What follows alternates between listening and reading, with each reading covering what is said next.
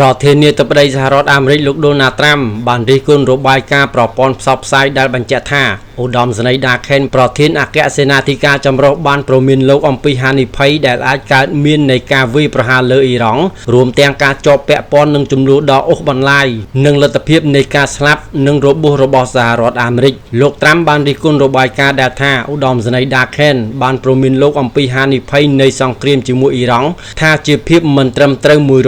100% នេះបើតាមអាល់ចាសេរ៉ាថ្ងៃទី24ខែកុម្ភៈនេះលោកត្រាំបានឆ្លើយតបទៅនឹងរបាយការណ៍ទាំងនោះនៅក្នុងការបង្ហោះនៅលើប្រព័ន្ធផ្សព្វផ្សាយសង្គមកាលពីថ្ងៃច័ន្ទដោយបញ្ជាក់ថា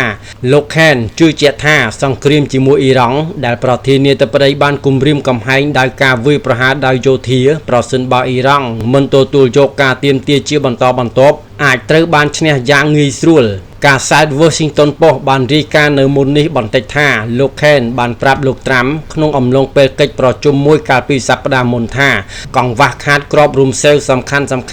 និងការគ្រប់គ្រងពីសម្ព័ន្ធមិត្តក្នុងតំបន់អាចរារាំងកិច្ចខិតខំប្រឹងប្រែងរបស់សហរដ្ឋអាមេរិកក្នុងការទប់ស្កាត់ការសង់សឹករបស់អ៊ីរ៉ង់ក្នុងករណីមានការវាយប្រហារពីសហរដ្ឋអាមេរិកយោងតាមរបាយការណ៍នេះឃ្លាំងស្តុកក្របរួមសេវរបស់សហរដ្ឋអាមេរិករួមទាំងក្របរួមសេវដែលប្រើក្នុងប្រព័ន្ធការពារមីស៊ីលត្រូវបានកាត់បន្ថយយ៉ាងខ្លាំងដោយសារការប្រើប្រាស់របស់ពួកគេក្នុងការគ្រប់គ្រងដល់សម្ព័ន្ធមិត្តដូចជាអ៊ីស្រាអែលនិងអ៊ុយក្រែន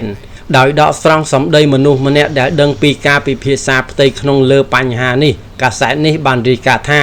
លោកខេនក៏បានលើកឡើងពីការព្រួយបារម្ភអំពីទំហំនៃយុទ្ធនាការអ៊ីរ៉ង់ណាមួយភាពស្មុគស្មាញដែលមាននៅក្នុងខ្លួននិងលទ្ធភាពនៃការស្លាប់និងរបួសរបស់សហរដ្ឋអាមេរិកការិយាល័យរបស់លោកខេនបានឆ្លើយតបទៅនឹងអត្ថបទរបស់កាសែត The Washington Post ដោយបញ្ជាក់ថា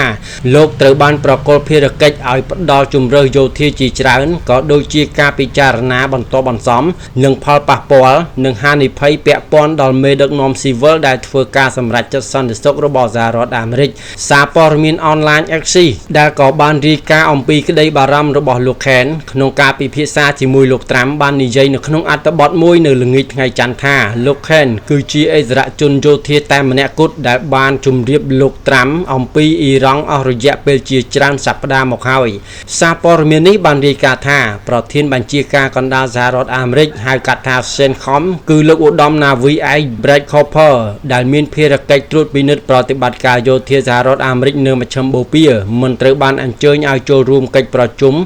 ឬនិយាយជាមួយលោកត្រាំចាប់តាំងពីខែមករាមកសារព័ត៌មាន Axios ដោយដកស្រង់ប្រភព2បានរាយការណ៍ថាខណៈពេលដែលលោកខេនបានចូលរួមយ៉ាងសកម្មក្នុងប្រតិបត្តិការវេណេស៊ុយអេឡា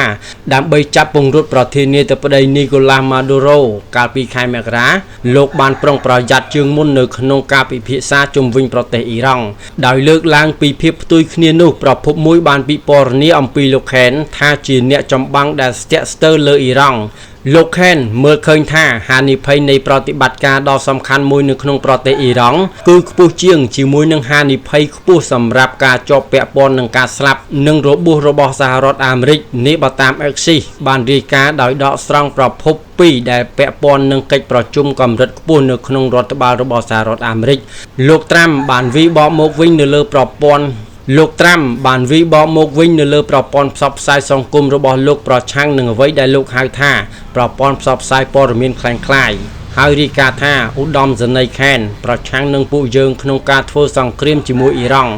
លោកត្រាំបានមានប្រសាសន៍ថាគាត់មិនបាននិយាយអំពីការមិនធ្វើអ៊ីរ៉ង់ឬសូម្បីតែការវាយប្រហារមានកំណត់คล้ายៗដែលខ្ញុំអានអំពីនោះទេ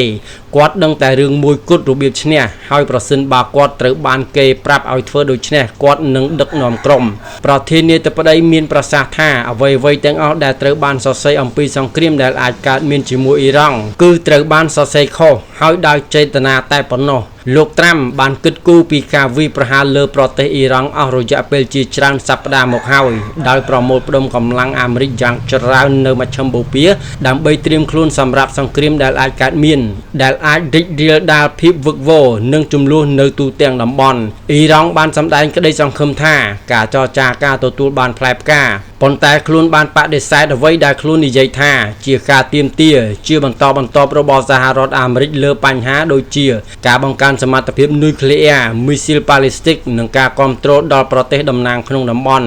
អ្នកវិភាគបានកត់សម្គាល់ថាការទាមទារជាច្រើនរបស់ទីក្រុង Washington លើទីក្រុង Tehran ស្របនឹងអធិភាពរបស់អ៊ីស្រាអែល